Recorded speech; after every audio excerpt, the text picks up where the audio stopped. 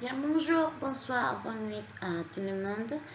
Je suis Daniela Cruz, je suis étudiante de la carrière de langues étrangères dans l'Université nationale autonome du Honduras. Et premièrement, je m'excuse pour la résolution de la vidéo.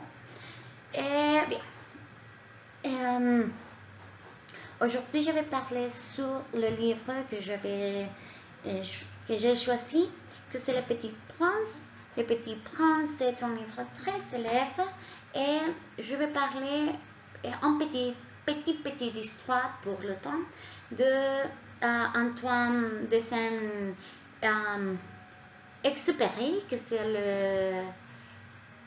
l'auteur, l'écrivain de ce livre. Après de ça, je vais donner d'une manière très courte à les personnages et je vais réfléchir de tout le personnage et après de ça, je vais donner mon point de vue ou mes points de vue. Eh bien, Antoine de Saint-Exupéry est né le 29 juin 1900 et il est il est disparu en vol en 31 juillet de 1944 en mer. Son corps n'est pas reconnu dans le lieu.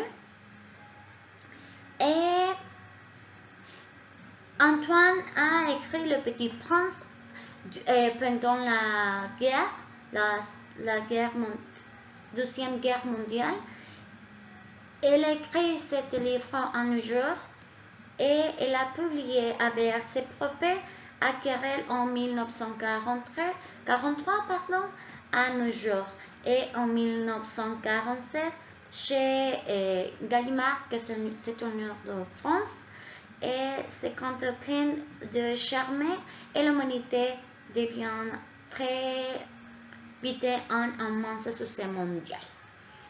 Comme deuxième point, je vais parler sur les personnages. Et les personnages, c'est l'aviateur, c'est le personnage principal de l'histoire avec le petit prince. L'aviateur est un peu naïf et avait une grande imagination quand il était enfant et c'est la raison pour laquelle il rencontre sa vie. Aussi, c'est le petit prince, que c'est le personnage aussi principal de l'histoire. Et le petit prince, c'est le porteur de le monde de la fantasy. Et c'est le but des enfants qui conditionne le monde des adultes. Il représente une solitude rebelle. Et c'est le fil conducteur de l'œuvre. Aussi, c'est la race que pour le petit prince, la race, c'est les choses plus aimées qu'il a dans sa vie. Et ne sert même pas de donner des ordres. Il avait avec de seule compagnie d'un rat. Et aussi, dans ce personnage que je vais parler, c'est le roi. Le roi, c'est un homme qui demande beaucoup de choses, mais les choses que ce personnage demande ne sont pas raisonnables. Et il habite seulement avec une rate. Et le vaniteux, que pour le petit prince, c'est un personnage qui veut être admiré et représenter beaucoup de sujets de l'Europe occidentale, de le capitaliste. Le petit prince, lui, trouvait de bizarre. Et cet homme aime que les personnes donnent beaucoup de phrases, que les personnes l'admirent beaucoup, ce type de choses que normalement les personnes adultes aiment. Et aussi existe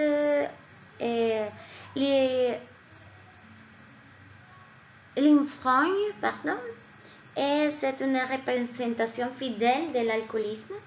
C'est un homme qui est très alcoolique et c'est un personnage qui boit pour oublier qu'il a ôté de boire. Et c'est très bizarre parce que dans une partie, le petit prince a beaucoup de compassion pour ces personnes. Et dans ce moment, le petit prince a fait une question et il dit pourquoi il est triste. Et le personnage lui dit qu'il a beaucoup de problèmes d'alcoolisme et c'est la tâche de la problématique générale de toute la société moderne. C'est comme... c'est très bizarre parce que cet homme le dit qu'il a beaucoup de tristesse parce qu'il ne peut pas de voir et il n'est pas de fort pour ne pour plus. Eh bien, les bousinismes, ce sont donc critiques directes au monde du capitalisme. Ouais.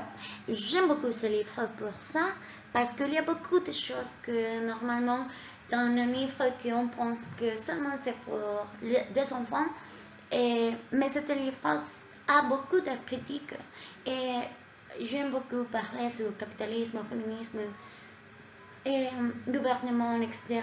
Et pour moi, ce livre est très essentiel. Et non seulement pour ce type de choses, sinon pour la partie de penser dans notre même, de penser dans le petit enfant qu'on a en nous-mêmes. Et bien, pour les besoins, je vais continuer à parler sur ça. Sur le besoin, c'est une critique à un monde capitaliste. Et ici, l'argent, saison étoiles. Et cette personne aime beaucoup les étoiles.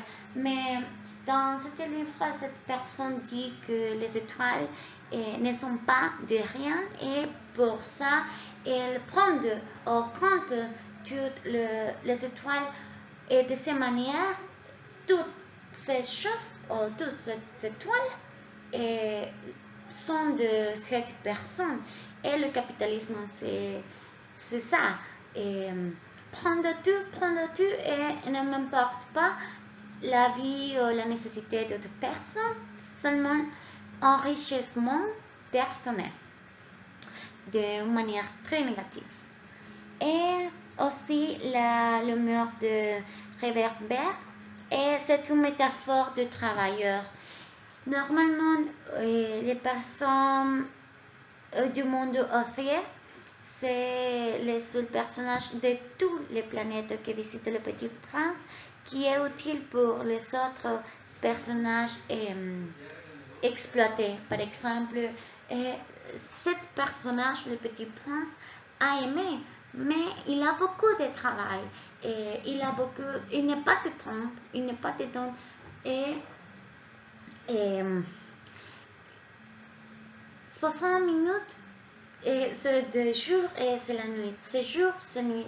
Et le Petit Prince ne comprend pas cette situation, mais c'est une critique parce qu'elle dit qu'elle aime cette personne, mais cette personne n'est pas de temps pour jouer dans le Petit Prince. Et aussi les girafes, c'est très différent parce que c'est un sujet de donner une idée de travail stable, mais qui connaît peu de choses dans un travail caduque. Et il cherche des explorateurs pour pouvoir connaître de géographie, mais il ne trouve personne. Il conseille au Petit Prince d'aller visiter la Terre. Bien, et les girafes ne connaissent pas le livre, mais elle seulement écoute ce que les personnes le disent. Mais il a dit à le petit prince qu'il ne peut pas donner des informations sur les races, par exemple, parce que il seulement prend des informations, des choses qui ne changent, des choses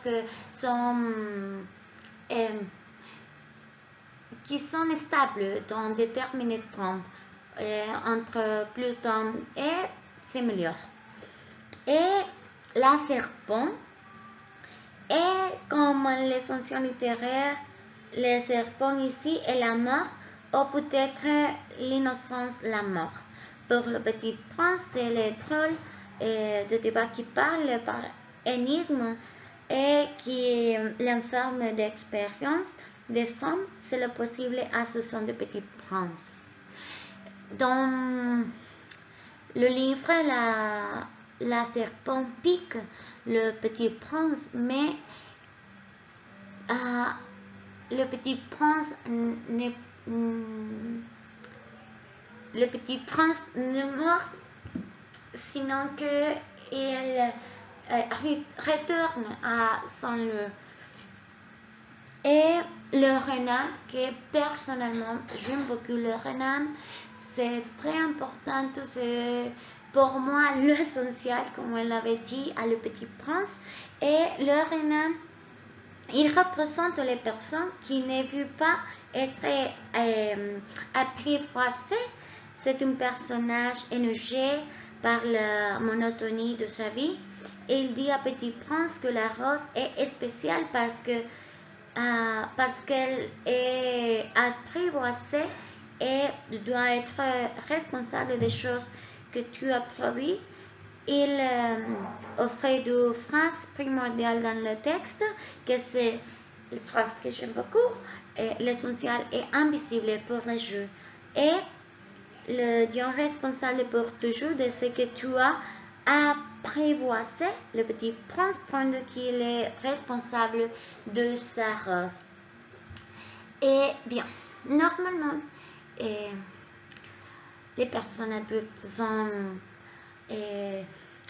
couvertes pour la routine et le renard m'a dit à le petit prince que l'essentiel est invisible pour les jeux, c'est-à-dire que toutes les choses qu'on ne pouvait pas toucher ou qu'on ne pouvait pas voir sont les choses plus importantes, par exemple l'amour et la vie,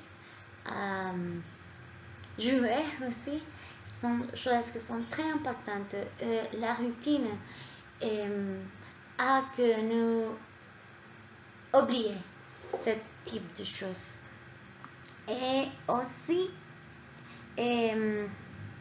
Guilleur, c'est un personnage qui contrôle le destin des gens. Après la conversation de Petit Prince avec lui, il apprend que les hommes ne sont jamais contents avec le destin. Et aussi, les marchands de pilules, ils représentent le monde de la consommation absurde. Et c'est un personnage absurde pour le petit prince. Et aussi les personnages passifs, que c'est l'astronteur, un serpent blanc, un fuvet, un éléphant, un mont, les bois de oiseaux, un rat, les sons, les chasseurs et finalement les poulets.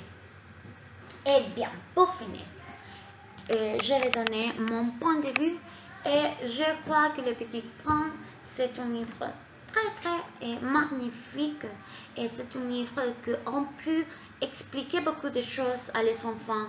Comme l'auteur a donné le cadeau à son ami, elle a dit que si on ne comprend pas pourquoi il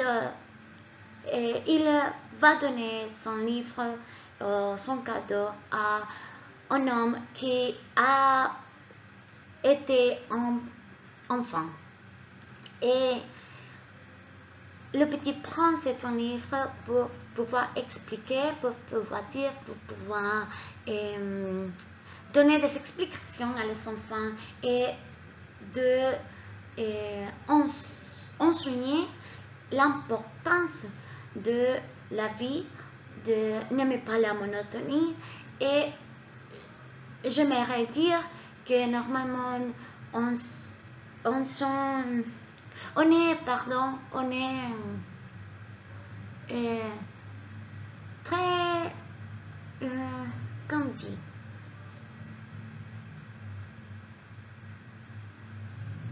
amateur, et amoureuse de la routine qui, je par exemple, oublié qui est aimé, ou qui est joué, ou qui est voir la vie d'une manière différente, et langue de la routine, langue de toutes les choses que sont impressionne.